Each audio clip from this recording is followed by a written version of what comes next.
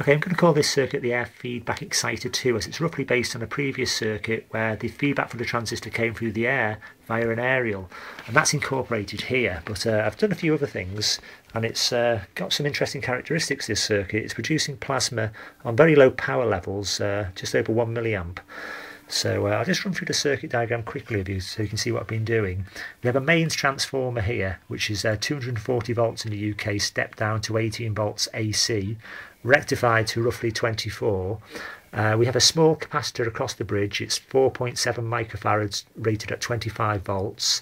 This gap here is 100 microfarads, rated at 16 volts. So I'm running this over rating because it's charging to 24. So I may change that out after the video. This is an LED or a signal diode. I'm using a germanium diode today. Transistors are BD139, and this is the protection diode for the base of the transistor. This is a 2 meg resistor, variable pot. That's a 24k fixed resistor, just in case you zero that.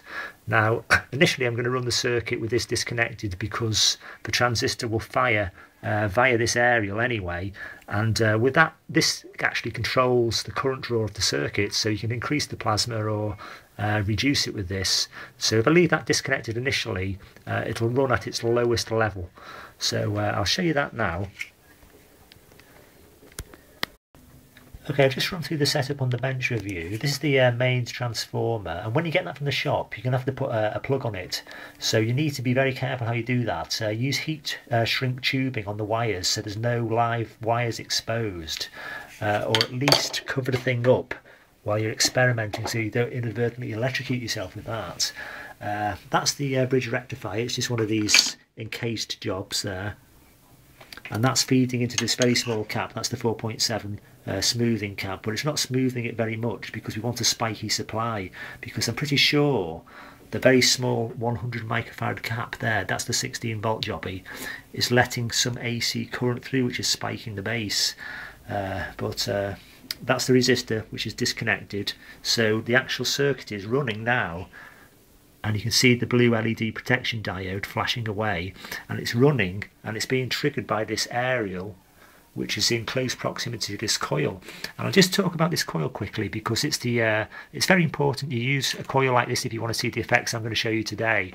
It's made with very fine wire. It's 40 SWG, and there's many turns of wire on this. It's taken me well, it took me ages to wind.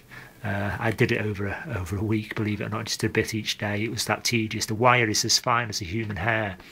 The L2 is about 8 turns of bell wire, but that's about it. So the circuit's running away on 2.7 milliamps, and I hope you can see that, but there's a little blue light at the end of that wire, and it's actually making a buzzing noise, and I'll put my finger there, and I hope you can hear that.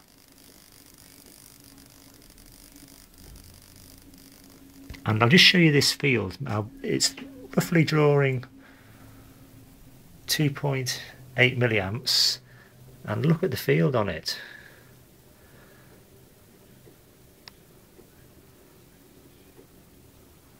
This is a neon in an AV plug, and there's only one side of it glowing, so it's emitting DC. But it's got a very strong field, and I've never seen performance like that with an output of 2.5 milliamps.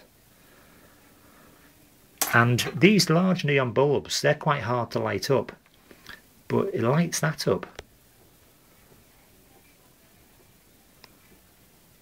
So I've not seen it performance like this for such low current draw.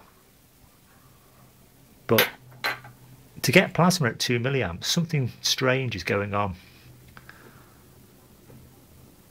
And that's with the resistor disconnected. So what I'll do now is I'll just connect that resistor, and the current draw will go up to about 4 milliamps.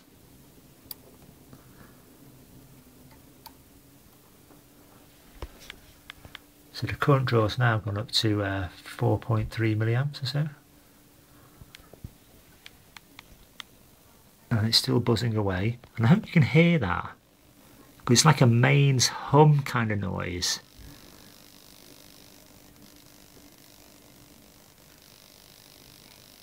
But one thing I have noticed, it's not very good at lighting fluorescence. I mean, well, it is, because it's lighting wirelessly, but it's not blazingly bright, but I wouldn't expect it to be on 4 milliamps. But to get it to light wirelessly, I suppose, is pretty good.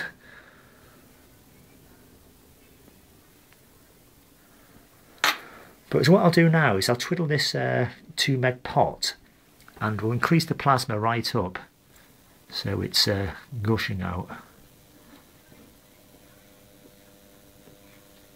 Now I hope you can hear that now. It's like a mains hum, and the plasma's increased tremendously. And I can put my finger there, and it's this funny plasma which doesn't hurt,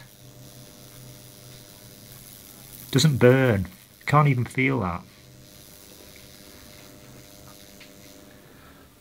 And that's on 24 milliamps. And I'll turn it up a bit more.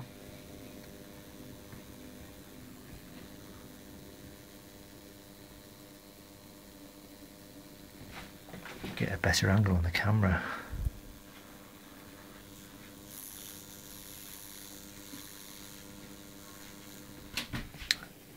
That's 36 milliamps.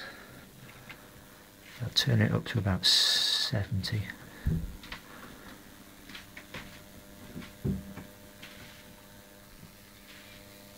So that's blasting out now.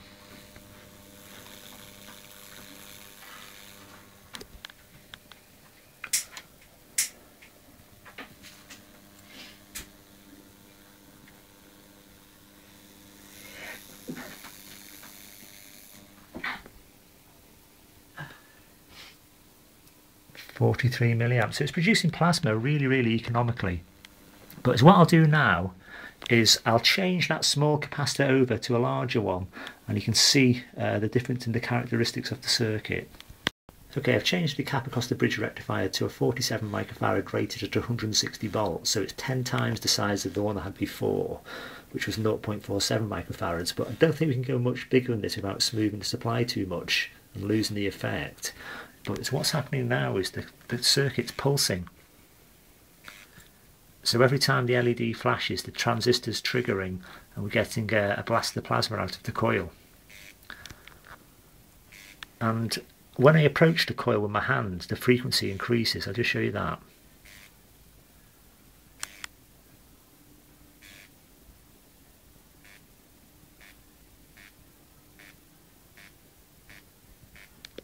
And the plasma is quite violent. It's coming out the sides and everywhere. And if I put my finger there, I get a continuous stream to it. And the current draw with my finger there is only 7 milliamps or so. And without it, it's bouncing about a bit. 25 milliamps.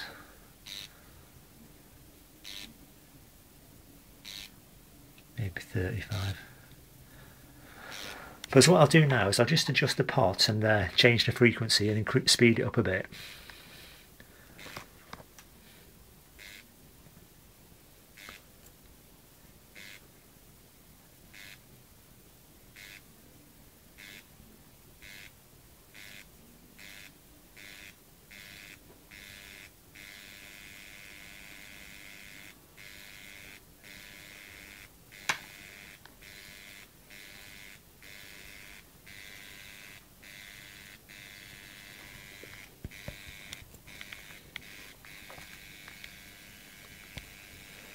So that's blasting out now. I've just moved the aerial a bit to tune it.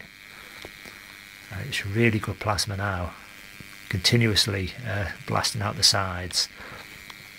Current draw is 47 milliamps. And if I put my finger there, it still doesn't burn.